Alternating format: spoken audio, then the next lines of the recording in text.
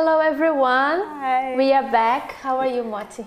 Very well, thank you. Very glad to be here. You know, this is a very exciting series, right? We've been enjoying learning how we could make ourselves better as people, isn't it? That's why it's 9 steps for a total makeover. And today we are here with one more step, something that you can also work on you, develop, improve. I think all of us, can improve on that, right? Yes, I mean, I think in all the steps, right? Yeah. I think the mentality that the person is meant to have, instead of looking at it and thinking, oh, well, I'm already like this. I'm a person who has peace. I'm a person who is patient. Instead of looking at it that way, ask yourself, how can I take myself to the next level? So if I'm a patient person, how can I exercise patience even more? Where is it that I'm lacking patience? And if we have this introspection and this self examination, we're going to always find that there are times that we can improve. And you know, Moti, for you to develop, to develop yourself, this is something we need to have. We need to stop looking around, looking at people, and focusing on ourselves. And the step of today brings exactly that, which is long suffering. Have you ever thought that long suffering, among many definitions, means that you are able to look at yourself, to focus on you, and not to focus on others. That's why you can develop this step, right? This step. And I mean, for me, I'll be honest. When I thought of this word, it wasn't a common word, and so I kind of thought, long suffering. What does it mean? And when we looked at the definition, it's actually simpler than we imagine, because it has 2 components. It's someone who suffers for long. So someone who is able to suffer for a long time. In other words, someone who is tolerant of suffering. And it sounds kind of like, who wants to be tolerant of suffering? But in other words, it means that you are tolerant of other people. So many times what makes people not to have this step, not to be people who are long suffering, it's because they normally focus on how things that other people do affect them. So for example, your friend didn't call you, or your friend answered you in a way that made you upset, and you become impatient with them, and you kind of think, you're not going to talk to me that way. How dare you talk to me that way? So because you're focused on what that person is doing to you, you're not able to take it for a long time. But when you focus on other people, like you're saying, and you kind of think of the needs of other people, then the things that they do tend to make more sense, because you tend to process more, you tend to empathize more with people. So for example, she spoke to me in that way, but let me think, is it what she normally does? She doesn't normally speak to me that way. So maybe something happened today. Maybe she was having a bad day. So you're able to take what she gave and suffer for a longer time. You see, some of the definitions of long suffering is self-control, no need for revenge, being tolerant with people. So let's go to the first one, self-control. Is something exactly as you said. Self-control is for you are able to control your emotions. I remember some time ago you gave a very interesting example when, for example, a couple is arguing and they are almost fighting, but then the phone rings. Yeah, and it's so funny because normally we kind of think to ourselves that, I don't have this tendency. But we see that we practice it more than we think, because when you're there, I'm sure you're going to identify. I'm sure it's happened to you sometime. You'll be there in the middle of maybe fighting with your kid. Why are you doing this? Where did you put why did you break the glass? Blah, blah, blah. You have to be more careful. And then the phone rings, and then you pick it up. You're like, hi, how are you? So you're able to exert control over that anger of the moment in order to address that phone call. So we have tendencies, but they don't normally come up. You see, concerning self-control, Moti, is something that you have to put the feelings aside and use your brain. In that moment that maybe this lady was arguing with her husband and the phone rang, and maybe it was the boss, was someone, she could not lash at that person. Immediately she had to put the feelings aside and use her brain. So when you develop you water this seed inside of you, which is long suffering, you are able to think more. Yes. You are able to analyze the consequences of things and then react in the right way. It's the same thing concerning no need for revenge, which is one more definition of long suffering. When all of us go through situations where people hurt you, people disappoint you, people betray you, you expect something else and the person does not deliver what you were expecting. Maybe you went through a relationship and you suffered, the person did something bad.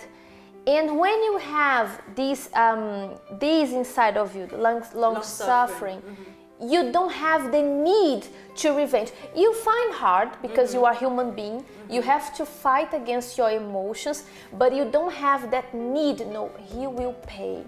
He will suffer. He will go through what I'm going through. He deserves.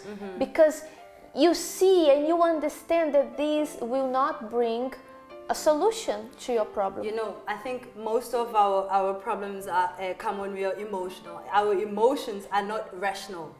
And our emotions obviously emotions don't think, but our emotions don't lead us to think of consequences. But when we use our brain, then we become more rational. Then we're able to, project further than that moment. Whereas emotions keep you in this moment. Oh, he did this to me, he did that to me, I'm gonna make him suffer back. Because when you think, you kind of think, okay, what am I going to achieve long term? That's not going to, for example, that's not going to revert the situation. It's not going to unhurt me. I'm going to spend more time, invest more time in something that, is not going to bring me in the end any satisfaction. So when you start to use your mind, you approach things in a rational way.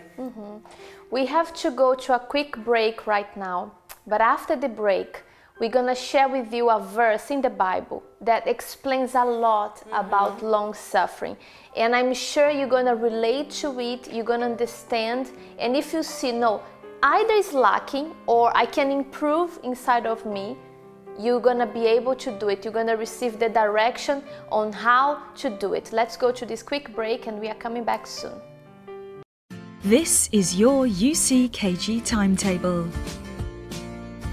We are open 7 days a week, helping you to make a new beginning. Monday, a meeting focused on achieving more in your financial life. Tuesday, prayers for healing. Wednesday, a meeting teaching you to develop in your spiritual life. Thursday, a special prayer for the family. Friday, a service for your spiritual deliverance. Saturday, Find the One, a service specifically tailored for your love life. Sunday, Reconnect with God, the main meeting for your spiritual strength. So we are back, and as we told you before our break, we would read a verse which is in the Bible. It's in the book of Proverbs, chapter 14, verse 29. It speaks about long suffering. What we read for us is Proverbs 14, 29. Yes, it says, "He who is slow to wrath has great understanding, but he who is impulsive exalts folly." So he who is slow to wrath, he who suffers for long, right? You're slow to wrath, you suffer for long, then you have great understanding, which means it's someone who uses their mind, like we were saying. So when you're someone who exerts long suffering, you're someone who thinks a lot. So you kind of have a bigger understanding of things.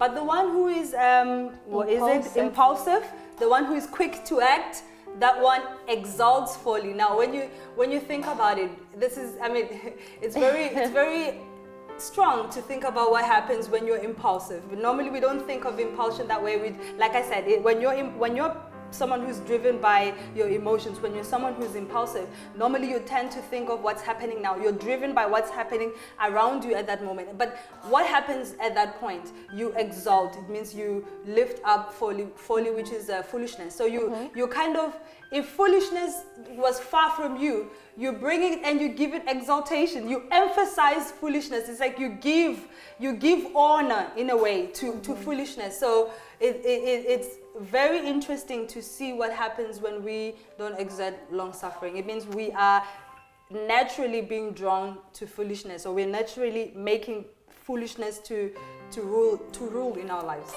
And you know, Mott, especially as women, you know, with the PMS, menopause, with that need women has, majority of women, when they have to, you know, they go shopping and they buy that clothes that they don't even know if where, you know, how they're gonna mix, which outfit they're gonna make, but they just buy things. They are compulsive. They react in an impulsive way. How many women they suffer in their love life, with in their families, because they don't control these feelings, as you were saying. Many women, they say, you know, they have to understand me because I am in this period of the month and I'm, you know, very agitated, and they have to understand, you have to take, you know, because it's my time, it's hard for me. So they keep living by what they feel, but they don't focus on themselves. They always point out, but it's because of my menopause, but it's because of this problem, but it's because of it's this period of the month. And because they don't focus on themselves and they don't think, they are always guided by what they feel. And as you know, feelings, you know, one day you are happy and you are calm, another day you are excited and you are hyper, and you buy things without thinking, you say things without thinking, you take decisions without realizing, and that's when many women are frustrated nowadays. And in those situations, they exalt folly, they exalt foolishness. It means in those situations, the reactions that they get are not necessarily very good reactions, right? For example, I get PMS, so I understand you women. I understand the irritation. We're not here speaking down like perfect women, like, oh, she never suffers PMS, oh, she's always perfect. We're not perfect. I certainly am not perfect. So I understand what it is like to be irritable. It's like even someone breathing irritates. It's like, stop breathing, stop breathing next to me, right? When you are controlled, or when you are in that moment, anything irritates you. But what does long suffering do? How does long suffering come to this situation? Normally, the norm is, like you said, Hakel, is to say to the women, well, you have to people around you, you have to understand me. I'm going through, you know, a bad time of the month. Normally, that's the reaction that many people take. So at that point, they're exalting folly. They're exalting something that is not good. But when you exert long suffering, what do? Again, you stop focusing on you. You stop thinking, okay, I'm going through this terrible time in my month. You know, I'm going through this part of my cycle. And you start thinking, well, how am I affecting other people around me? So you start looking at yourself at the moment, at how you're feeling, and you start focusing at other people. And that's when you realize, you know what, he doesn't have to go through what I'm putting him through. My child doesn't have to go through what I'm putting them through. So then at that moment, you start to think, how can I prevent them from going? So what are the things that I can do to make sure that I don't project my bad time or my bad mood or any bad thing that I'm going through on them? So you start thinking, you start gaining understanding, and you do things. For example, you know, okay, maybe I have to leave the room, or maybe I have to eat some chocolate, or I have to, so you start gaining understanding of yourself and gaining understanding of how you can better react to situations, because your long suffering made you look at other people and made you gain understanding. Yeah, for us to finish, this is something that maybe gonna help you understand better. It's very quick.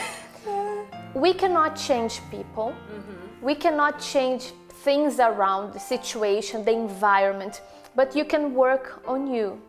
As Moti was saying, the secret for all of us to develop long suffering within us is not to focus on people. It's not to live by what you feel, but it's to focus on you. How can I improve this? How can I deal with this? People around are not responsible for my bad mood today.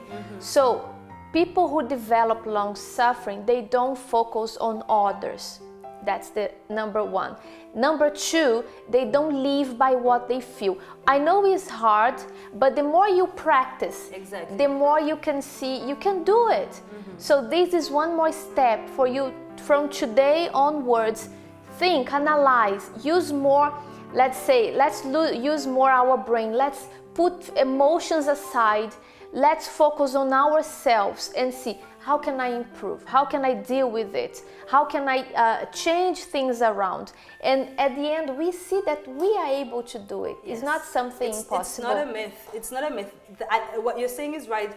The idea, the focus has to be, what am I trying to achieve? And how am I going to achieve, this? For example, I'm trying to achieve a happy marriage. So how am I going to achieve it? By not putting strain on my husband. So which means I have to find better ways of not putting strain on him. And that's it, when you're focused on the end result and not how you're feeling at the moment. It's true. So we have a lot to do, a lot of things to work, right? It's food for thought. But we're gonna stop here and we are coming back next week with one more step. And they need to do you know this sign? Don't forget to leave your comments here, share your experience, share these videos with your friends as well. I'm sure it's gonna help many other people. Yes, so definitely. we all need to improve on those things. And we are coming back next week with one more step. See you next week. Bye bye.